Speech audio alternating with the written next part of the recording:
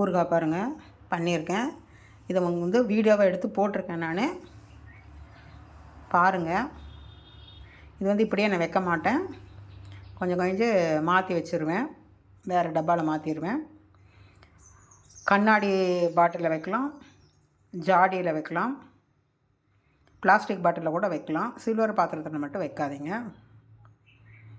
Silver பாத்திரத்தில் வச்சேன்னா சீக்கிரம் ஓட்டையாகி போயிடும், ஊறுகாய் வந்து வீணாக போயிடும். அதனால் வந்து நீங்கள் முடிஞ்ச வரைக்கும் ஜாடியில் வைங்க, இல்லாட்டி கண்ணாடி பாட்டில் இருந்ததுன்னா அதில் வச்சுக்கோங்க. இது வந்து இப்போ உடனே சாப்பிட்டா நல்லா இருக்காது. ஒரு 2-3 நாள் வந்து அந்த காரம், உப்பு காரமெல்லாம் அந்த லெமனில் உள்ளே இறங்கணும். அப்போ தான் நல்லா டேஸ்ட்டு கொடுக்கும். ஒரு 2-3 நாள் கழித்து நல்லா ஊறிடும் இன்னும். அப்போ எடுத்து சாப்பிடுங்க, நல்லாயிருக்கும்.